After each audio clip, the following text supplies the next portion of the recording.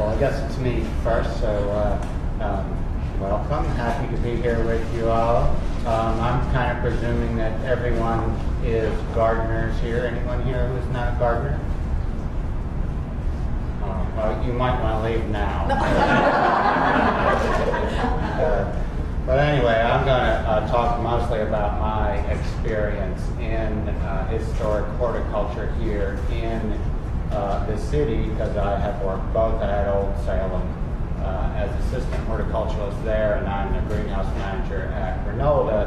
So both institutions work with historic horticulture and heirloom gardening, and we're in a really interesting position here in Winston-Salem to have such a broad range of history represented here as far as horticulture goes.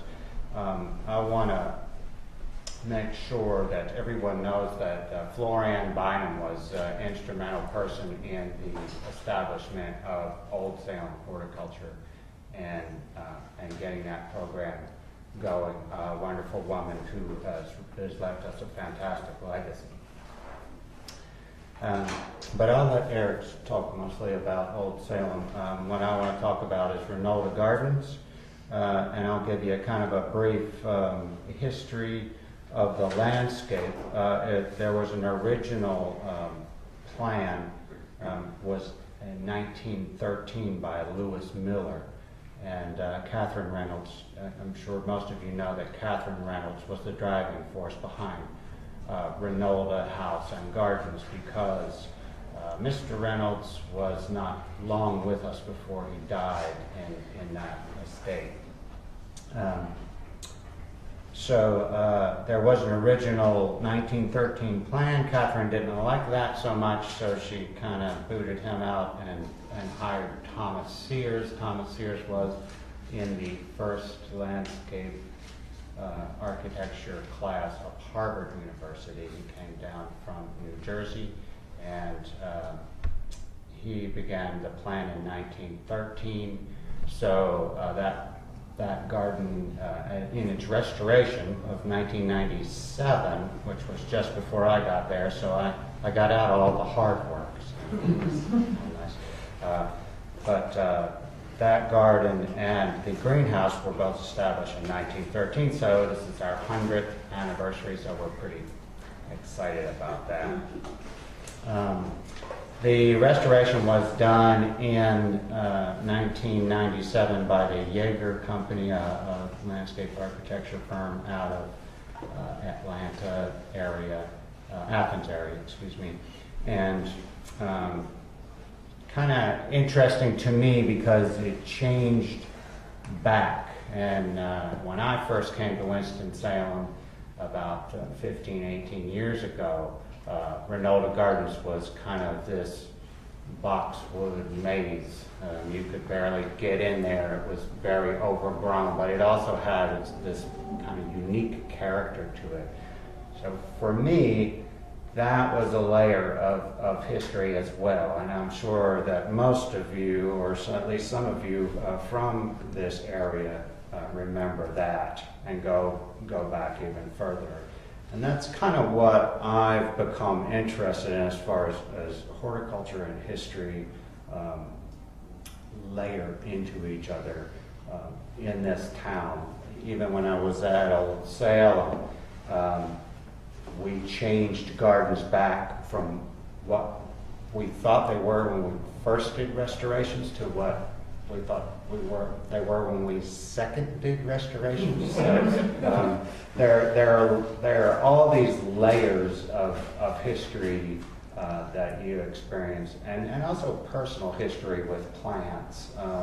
I'm mostly a plants person, not a design person. So I run into people who have personal histories with plants that are really fascinating. Actually, today before I came over here, I was talking to somebody in the greenhouse who said that he inherited this lemon tree from his father that had done nothing, and then when his father died, all of a sudden he got all these lemons. And that sounds like an odd story, but you'd be surprised how often I hear similar stories like that, where people have that experience. I don't lean to the mysticism, but I've heard that sort of story so many times that I'm a believer. But anyway, I'm really interested in kind of these layers of history that we apply to what we think we have in institutions and what the gardener applies. I think Eric will speak to that some as well. So. Well, I'm at Old Salem, and our time period is a little earlier. It's more from 1766 to about 1850. And each garden we have, you may have seen the Single Brothers Garden, which is the big garden there on the corner of Academy and the Old Salem Road. That was the garden for the 60 or so single men that lived in that garden, or supposed to be the restoration of that garden, which I guess that was restored in 2008 or so, and it was the visitor center and parking lot before that. And then there's all along Salt Street going up towards downtown from there are the family gardens, which there's about 5 or 6 gardens there behind the houses that were the lots that fed the families that lived in those houses. So we do all those gardens as well, and they all have their own individual dates. I didn't write down the dates, so I don't know them all offhand, but they kind of go from earlier. The first one is the Tree Bowl, and that's actually a recreation of a landscape from Bethabara, or a garden from Bethabara that we have good documented maps of from the 1759. And then there's the Mitch, which is a little bit newer, like maybe the 1770s. And by the time you get down to the end of Salt Street is the Cape Fear, and it's in the 1840s, and we have more flowers and ornamental things, and we grow some tomatoes in that garden, but not in the other gardens, because people didn't know that tomatoes were safe to eat, or at least the Moravians did. So we have a spectrum just within there, and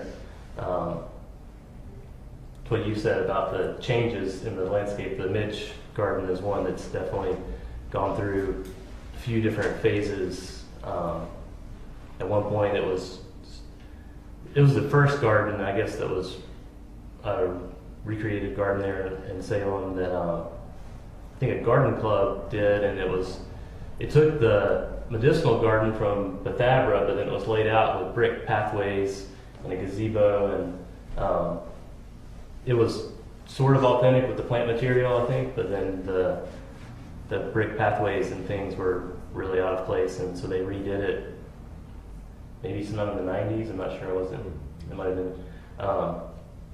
And they redid it to basically what it is now, with more of a square garden plots, and the whole periphery is fruit trees and herbs, and it's a pretty diverse garden for just a backyard. It's a good model backyard garden, I think.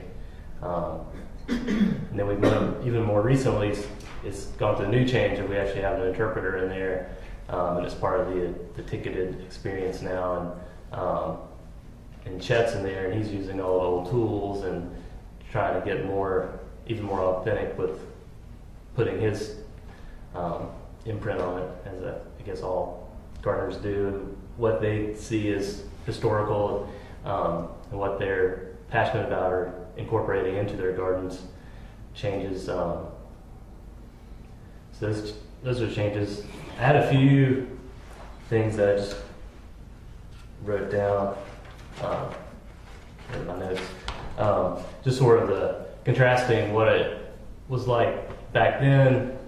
I was sort of looking at the differences in gardening back 250 years ago, and now a lot of different things have changed. And just the climate during the middle of the 1700s, they were at the end of what's called a little ice age, and it was a lot cooler here. And and then now we have this warmer and weirder weather, and we don't know what to expect as much. So that's a challenge, and just a difference for trying to grow things, where it's harder to grow some of the European cool season vegetables now. We can still grow them, but that's what people were growing then, and it was a little cooler then. The landscapes changed a lot during that time. We had more of a managed heritage ecosystem that the American Indians had sort of, I think, managed as a functional ecosystem for a long time, and then by the time the Moravians and Salem started, the Indians weren't around as much, and so that was sort of the landscape that they would have encountered when they first got there, and they cleared a lot to make for farmland, and then by the 1880s, 1890s, I've looked at a lot of these old photos, and it's almost barren. There's hardly any trees. They're really small, but it's mostly just a barren landscape everywhere. And now we've had another 100 or so years of regrowth and change. So we sort of have what we have now, but it's gone through a lot of changes, and the species have changed a lot. We've got a lot more species from all over the world here. We've got invasive plants, English ivy and Bermuda grass and privet that probably weren't around back then. So I mean, even the weeds in our gardens are different than what we would have been dealing with back then. Just the way the landscape was managed would have been more grazing and scything and things like that. And now we have weed eaters and lawnmowers. I think that really changes the landscape for just even like the grassy lawn areas where you would have had a lot of flowers and a diversity of things that still come up, and you can still see pockets of these areas where you have, and I'm not too familiar with all the flowers, but the different ones, there's a lot that are blooming right now that just come up, and you have this, it's sort of their own little lawn ecosystem. And then now with like mowing culture, it's just all sort of sheared, green, flat, and not as diverse. And we have less, mostly that's how we manage it at Old Salem and it's a practical, I mean, it's just sort of a modern necessity for a museum and place with people, but it's a difference. Even living fences, I'm not sure of how much living fences were incorporated in Old Salem, but there are some mentions, and it was definitely a more common thing back during that time period. If you look at old agricultural journals, and that was something that, that's one of the ways people did their fences, either whether it being cedars and persimmons on the fence rows and Osage orange or brambles or different techniques. There's a lot that people could have done with that, and now they're all just fences, and we round up the fence lines to keep them clean, and it's just a different management technique. The soil was different in the garden that I grow in. I'm sure it would have been clay with whatever topsoil was there, and now I'm growing on top of an old compacted parking lot with the asphalt taken back up, and then they brought in some old tobacco soil to form the old terraces, and then I'm growing in basically compost beds that are on top of that, and it works, but it's just a really different soil than what would have been there, and that affects how things grow and maybe what I can grow. I can probably grow more things than they could have in that soil, I'm not sure. But it's also very wet because of this. It doesn't drain very well. And the soil's just probably changed. Soil's been grown a lot. It's hard, it's just speculation how it's changed, but I think it's interesting to think about sometimes. Back then they would have been more of a horse and plow and digging, and now we use tractors and tillers and things like that. I still try to use less. I use a tractor sometimes, but I try to, especially with the garden beds, I try just to get where I fluff it with a garden fork and a shovel, and I try not to till as much, just to keep the soil life healthy. Water, they would have been more dependent on rainfall and hauling water, so a little less irrigation. And we have sprinkler systems and quick connects to plug in hoses wherever we need them, and we can hand water. So we have a lot of water available. So it's just sort of different Seeds and species, probably a little different in most everything back then was just open pollinated and safe by people. They were more what I guess you could call farmer varieties. They weren't these marketed named varieties. They were somebody's peas and somebody's beans and so-and-so's corn. And it was less, people didn't know Mendel's laws of inheritance, and there was less scientific breeding. I think people still selected, and all of our crop plants have evolved over a long period of time from wild plants through humans selection. But there wasn't the conscious understanding of genetics where we have, like now we have hybrids and things hybridized back then, but now we have more intentional hybridization where people develop these inbred lines of things and cross them so they're vigorous and disease resistant, and it's just different. We grow all open pollinated varieties from before 1850 in the gardens, so we're going back to some of those, and they may not have the disease resistance. I haven't had too much of a problem actually growing anything. And again, we have nice compost soil, so I think healthy soils, healthy plants. But some of our squashes and things, there's some squashes that we don't grow because we just know they're not going to do well. So it's just a difference.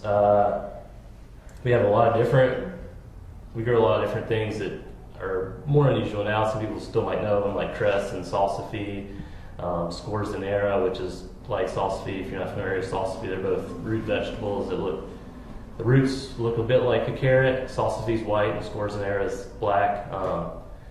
They both have a mild oyster flavor to them. I haven't eaten scorzonera, but what I've heard, it's like that. Salsify is great. I recommend it. It's easy to grow and it tastes great. Parsnips were real popular back then. Kohlrabi, horseradish, chervil was in the gardens then. Hamburg root parsley, which is another root vegetable that's like carrot and it's white, but it tastes like parsley.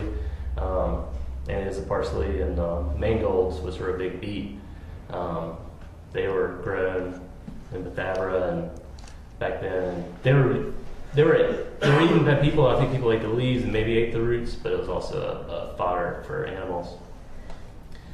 And that's basically it. There was only the other thing about like the seeds and species that I think it was an interesting time back then where it was sort of a brand new world of people were experimenting with what they could grow here, and we had this confluence of these different heritage of foods where we had the European heritage coming over with your carrots and your cabbages and your beets and those things, and then we had the American Indian foods like the maize and squashes and beans, and people were really adopting those because they grew well here. And then we had the African influence that was huge too, with like the okra and watermelon and rice and millet, and there's more.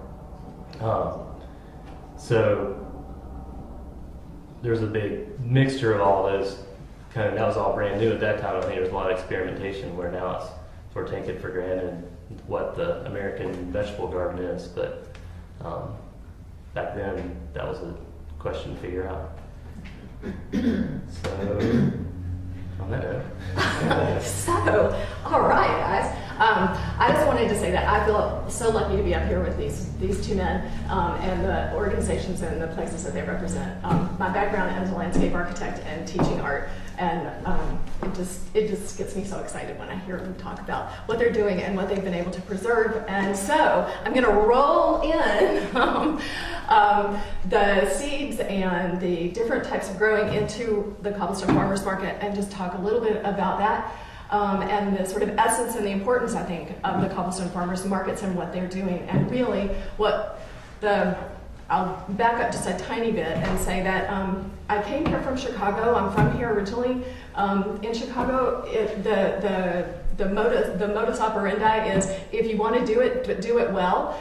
If you have a dream, follow your dream, just do it well. Any fantasies can happen, and they do. So I think the Cobblestone Farmers Market, in a sense, is a fantasy that has happened, and it's everybody's fantasy. And it's something that just is, it represents what we want in our community, what's happening in our community, and not just Forsyth County, but the fact that Cobblestone Market represents 7 to 10 counties. When Salem and I started Beta Verde and were vendors at the original Cranky's Market, which was on Tuesdays, and evolved into the Cobblestone Market, we recognized that we were among some of the most amazing teachers, educators, growers, producers in our area. It was an unbelievable experience, and it was an experience that not that many people experienced, because the market was still very small. It was wonderful, but it only reached a certain number of people, and primarily it reached people who had the choice to be there. So we decided to offer our services and grow the Cobblestone Farmers Market by adding the Saturday market. And by adding the Saturday market, we also did a feasibility study, which was, I wanted to bring that in because we wanted to find a location that was reachable by the most people possible. And the amazing, wonderful thing about it is that Old Salem, the Bravians figured this out a long time ago, and Old Salem was the center of trade. And in a sense, the Cobblestone Market has been able to come back and be the center of trade for everyone. It's a location that's accessible by bus, by car, by train, by bike. You can walk there. So that piece in itself, and it's visible and accessible. And as you guys know, we're also going to be at the Milton Road Center for the Arts on Tuesday. Again, visibility, accessibility. By increasing the market, we were able to reach from 5,000 to 7,000 people to over 40,000 people in 8 months. That's just the tip of the iceberg.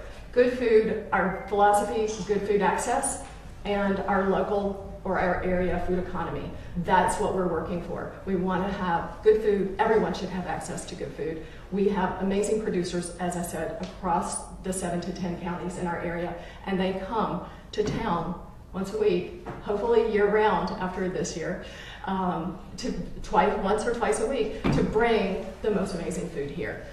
Increasing, and as kind of tying into what we were talking about with seeds and what they produce and how they produce it, it is good, it is clean, and it's fair.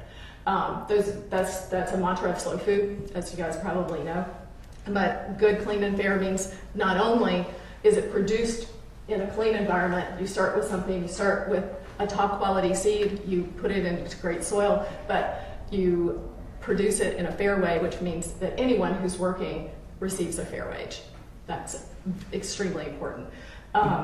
So as the Cobblestone Farmers Market is reaching more and more people are finding out about 25 different kinds of tomatoes and the different seeds and the varietals and the names of them. And that's becoming part of their regular language. They're sharing that. So as you can see, my hands, it's all starting. We just start growing and sharing and spreading.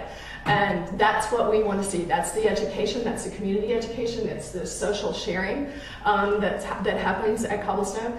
And the fact that Cobblestone has a true mission and it has parameters, and once again, the parameters are, it is a sustainable farmers market. When you walk into that farmers market, every single vendor is vetted. They are certified to do what they do. We have 2 certified organic growers right now. That's the highest and most difficult achievement that you can reach. It's also expensive, so a lot of people grow using the same methods, but they're not certified. And there's a difference in the certification and in the labeling, but not in the way that they produce. And that's also really important to know. But just knowing that you can come in and you don't have to ask the question of where it came from. You can get right to getting to know more about the food that you want and the food that you eat and the food that you want to purchase. So that, I want to keep the seed piece out there just a tiny bit because and I'll just go ahead and throw the GMOs right on in there because they are sitting there. It's really important to talk about the seeds and where things come from and why open pollinated seeds are so important and why seed saving is so important, because when we get to the place where we can't do that, we lose our autonomy to have good, clean, and fair food, and have a business for all these amazing small business people to have a thriving business place, for our local economy to grow and recycle those dollars back into our economy. It creates an independence in a community that we see and that we just hope will just keep growing. I'm trying to think. I think I might stop there. Good place to stop.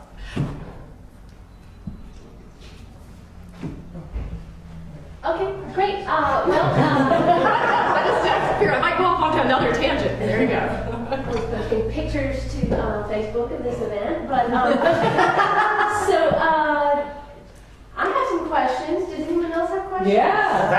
All right, Yeah. all right, have at it. But you go first. No, you go. Okay, I'll go first. David, I have a question for you about Reynolda Gardens.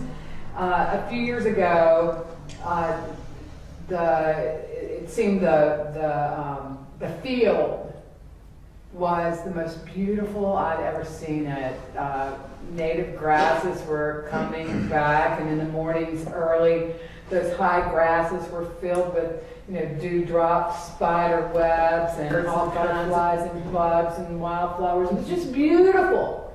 And then I moved out of town and came back, and there were signs there, don't step here, been sprayed with something, and it was like all of that was gone. And I want to think that it's because there were some invasive species in there that needed to go away so the native stuff could take over. And is that what's happening, or is it more that whoever's in charge of Wake and that project wants some more manicured, urban? We have a grant from the U.S. Fish and Wildlife Service to restore the upper half of the field to native meadow. So in order to do that, you have to kill what you got there, which is pretty much all alien species, fescue being the primary one. So after a period of rather unattractive appearance, we have reseeded. We've drilled. We had the Fish and Wildlife folks come with their seed drill, and we're trying to plant to all native species. It has been drilled, and we are anxiously waiting for it to start coming up. As far as your first experience there, we did do an initial and uneducated and completely failed attempt at planting natives there without doing the preliminaries, and the invasives quickly did them in. We also had planned to do the entire meadow. There was some debate about that that I don't want to get into in a public forum, but at any rate, Reynolda had a firm come, it was the Yeager firm actually, and do a assessment of the original historic intent of the landscape. And part of that was the view shed, so that when you came into the gate, you were supposed to be able to see directly down to the house, which you can at this point through this avenue. You were supposed to get a glimpse of the house. You see that over and over again in country estates of that period, that kind of landscape element. So we compromised and decided to do the upper end of the field in the native meadow, and the lower half will continue to be mowed.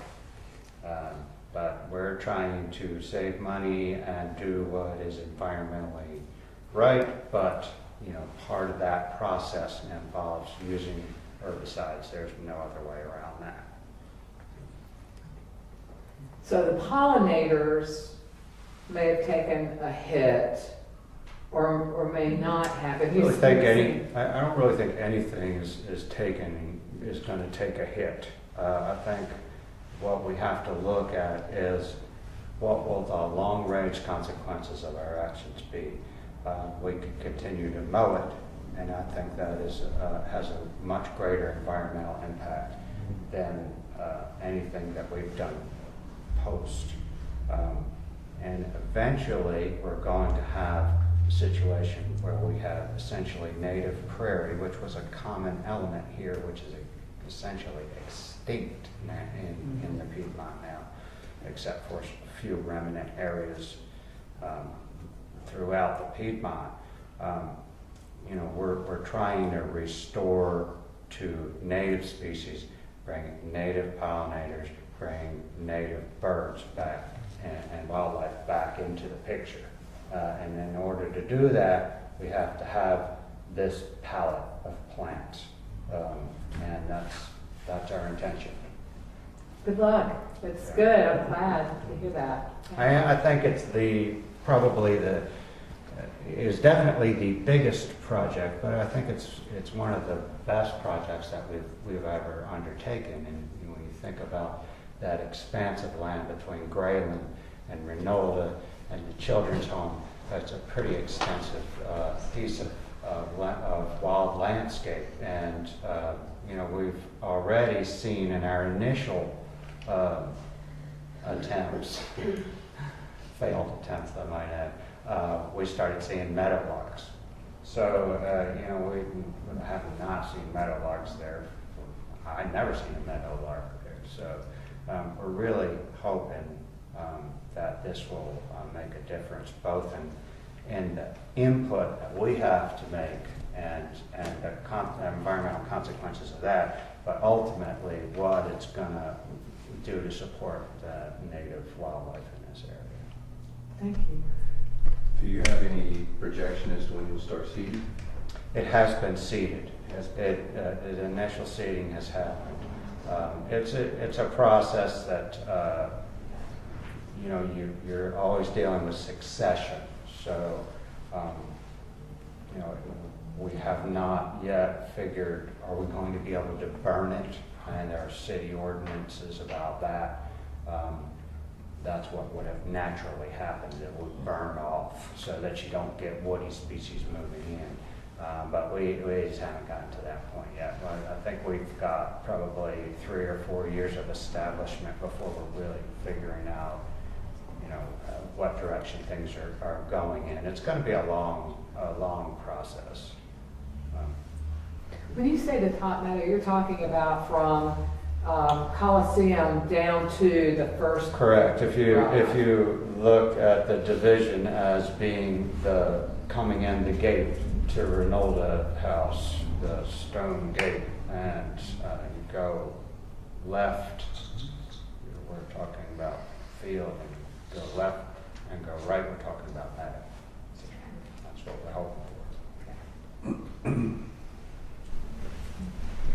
I have a question about, is it a red fire lily that's up in the meadow there occasionally, like sometimes in the trees? Yeah, those are planted in the field.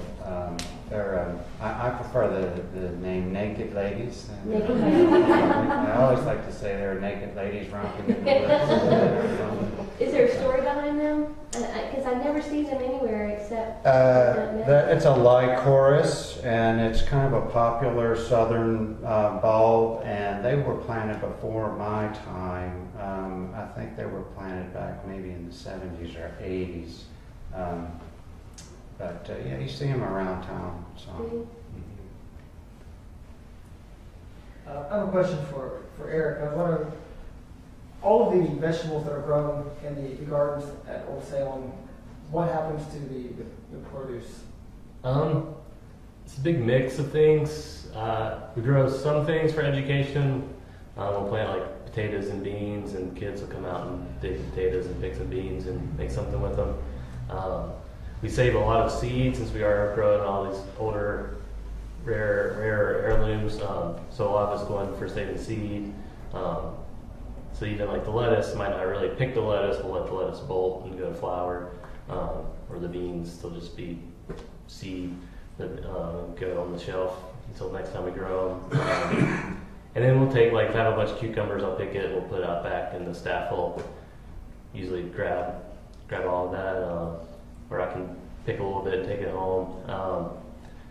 And then since it is a museum setting, we let a lot of stuff sit as well, so cabbages often will just sit until they're not really something you want to eat anymore.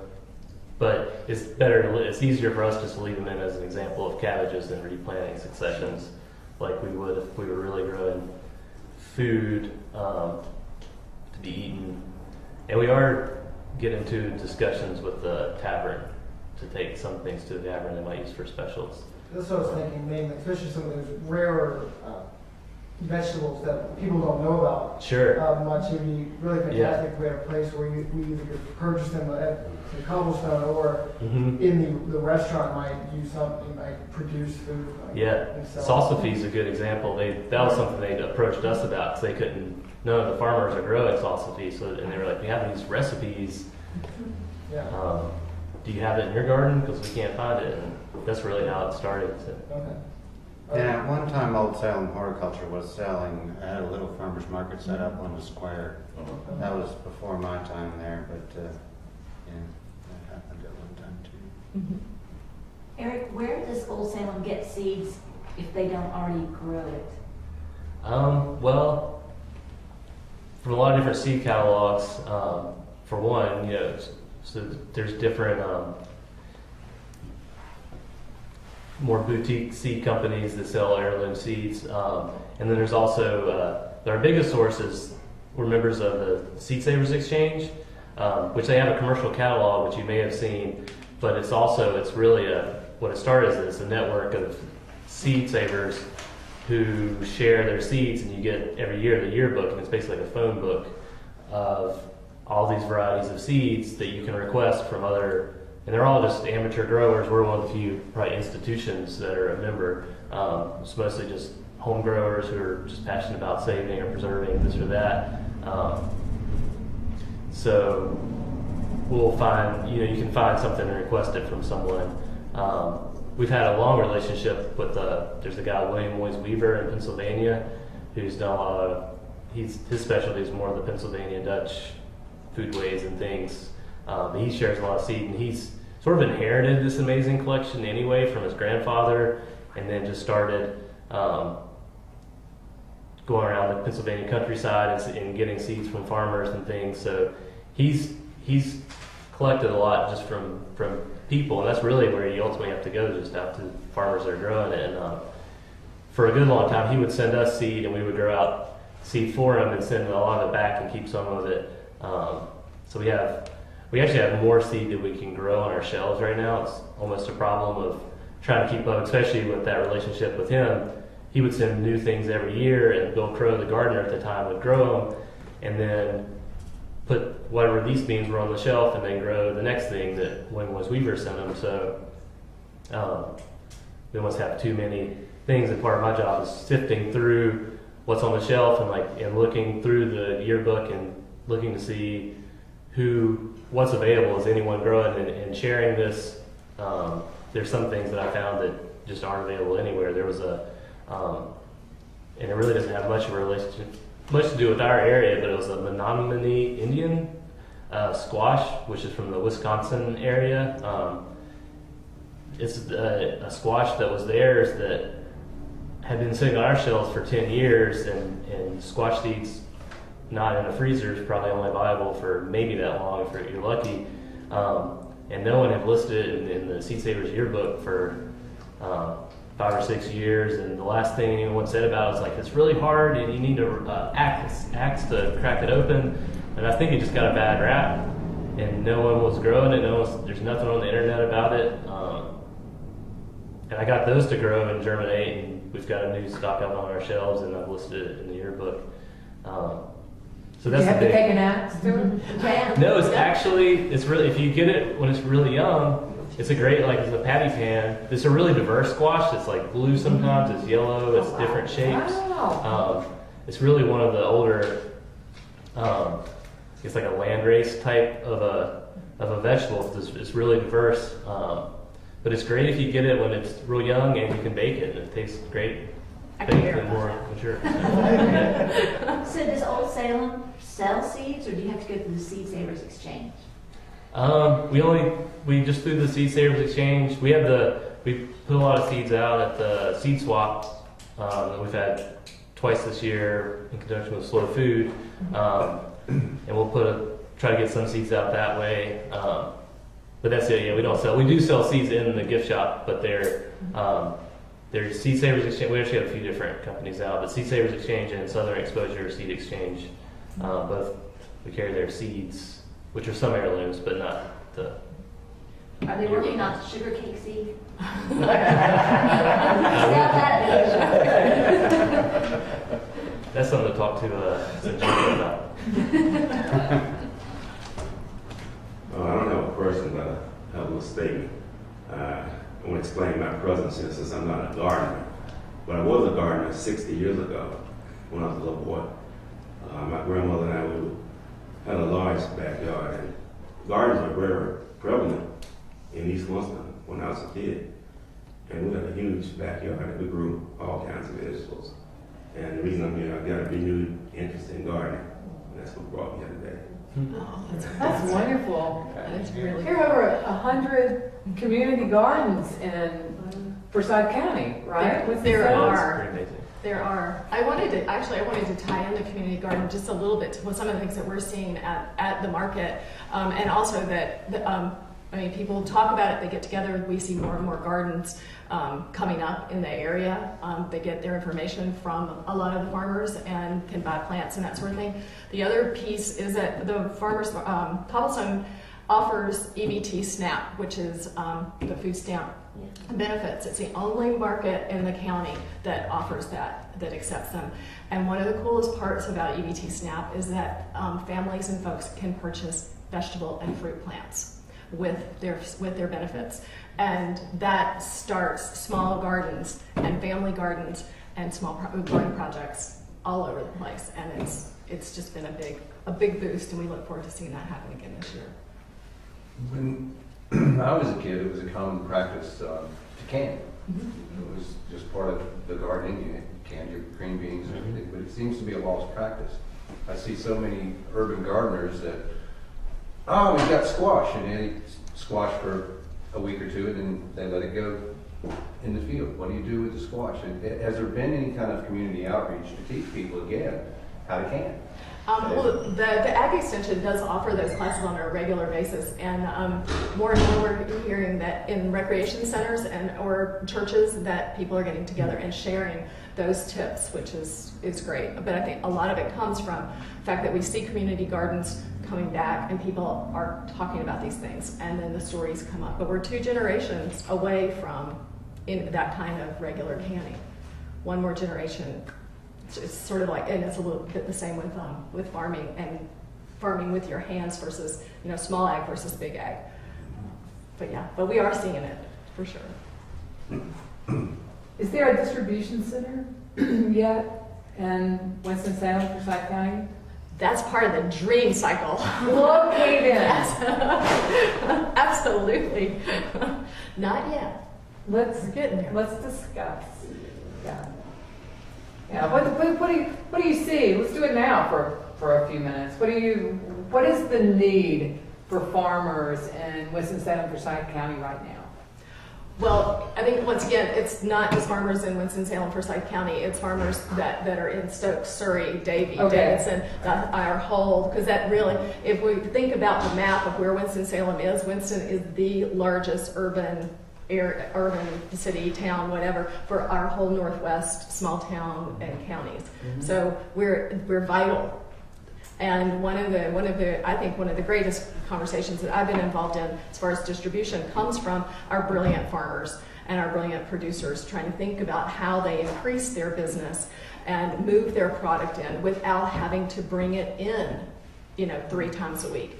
And so there's some talk about sort of figuring out small drop-off places so that we can tighten up and synchronize distribution coming into Winston-Salem, or if it's going to come into maybe the secondary, a little bit larger but smaller areas that still need it, grocery stores, restaurants, and that sort of thing. I think that's one of the most interesting conversations that we've heard. But there are a number of different ideas about distribution.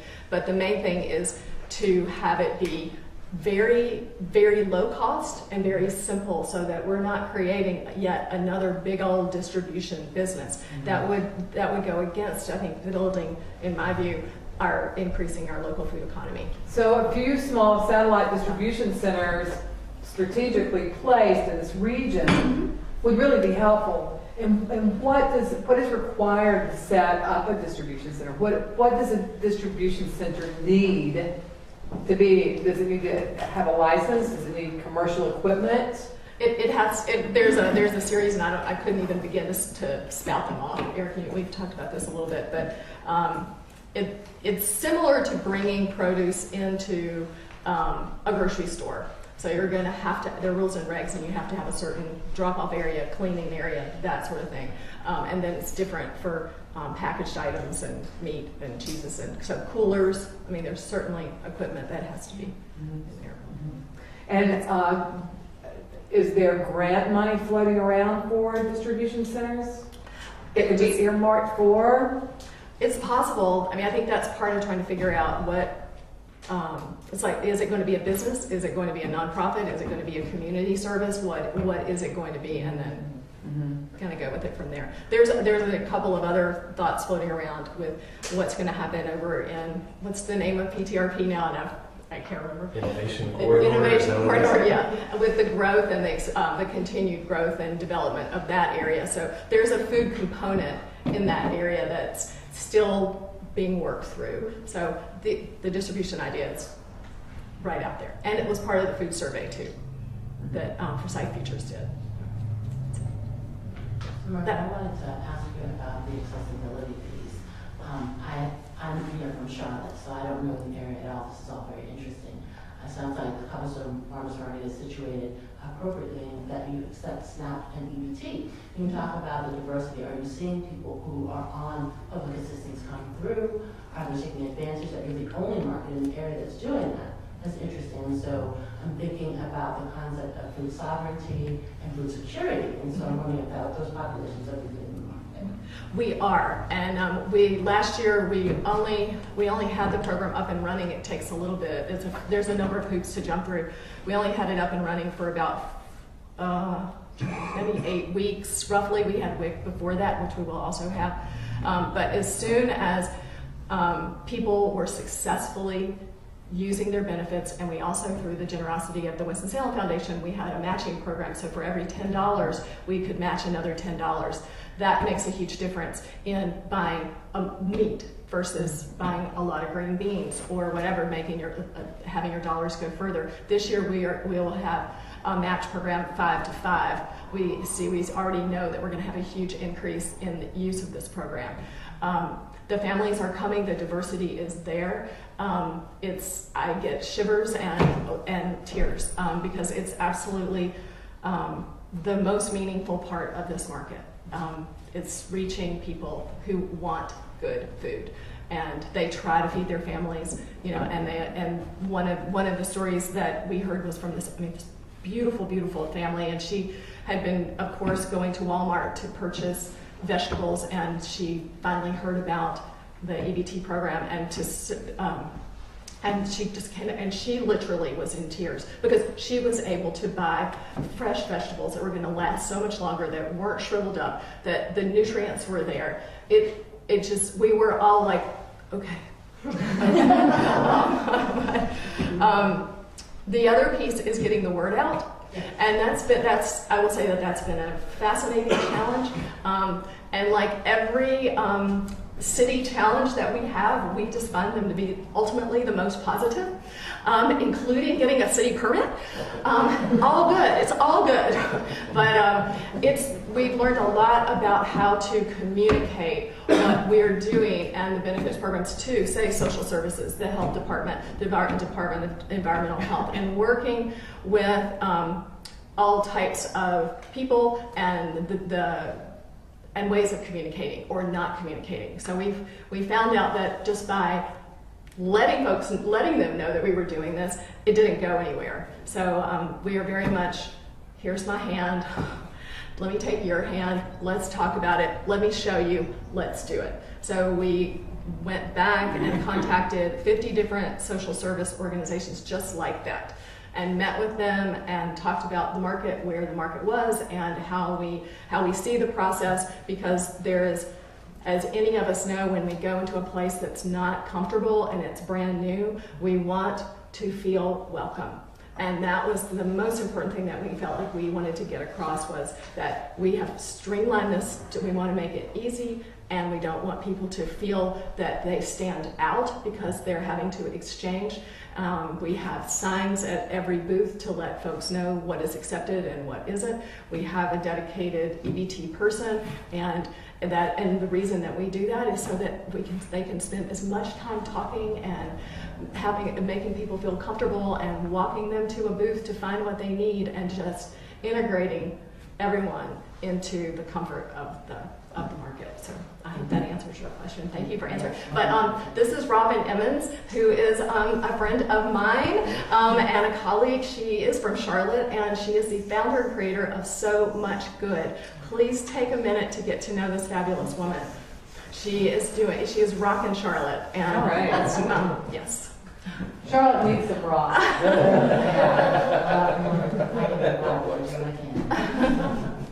Thank you. Sure. Has anyone ever thought of setting up a small farmer's market outside the social services building?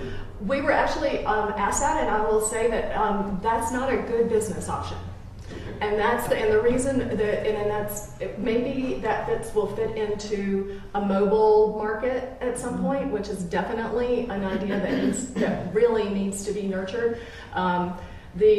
I think the continual knowledge of where your food is coming from is really important, and that would fall into that. But it's not a good business option from the farmer's standpoint. Most farmers can do 1.5 farmers markets and do their job and farm. So, and then it wouldn't have the dollars. It would be make food accessible to folks that may not otherwise be able to get to a specific place, but the guaranteed business transactions would be a little bit risky. That sounds kind of hardcore, but that's part of creating a strong people market program. What about community gardens? In some communities, in some cities, I've seen community gardens where people use vacant land to grow for the whole area there, and they share the vegetables or whatever they're growing. Is that a good idea, a good concept? Does it work? Great. Does it work? It is happening here, I think. Yeah. It is. Well, with 100 or more community gardens in our area, it's really taken off. And Well, I'm talking about the areas where people most likely be using the EBT. Those areas, I'm thinking about having gardens there. there's a community garden in Kimberly Park, in the Kimberly Park neighborhood, that is across from the Kimberly Park School. And the kids there are basically have taken that on. There's some challenges with that garden because there's no water supply there yet. So there's a garden across the street from the school, when actually the school has a great place to put a garden. And so while the garden would have been better suited for the school, there is a garden in place. But just because a garden's there doesn't mean that the community really is going to embrace it. There are so many layers to that onion. Like, we all have these great ideas about how to feed people, and Margaret's actually doing it because she's figured out how to hold the hand and show and tell and get in there and do it. As far as putting in a community garden in an area, first of all, you have to figure out if people in that community really want it. Yeah. And the second thing is, well, what are you going to do with the food once you have it? Because a lot of folks, especially who are hungry, food insecure, whichever buzz phrase you want to use, health, disparity or health equity, don't have the tools in their kitchens. I mean, we're talking about how can we expect to feed these folks with this food when they don't have a sharp knife or a cutting board or a pot, when they don't have a history from their mother or maybe a grandmother. If we go back so many generations when fast food was invented, there's no real history of food. So that's where the community centers and the churches really can be helpful.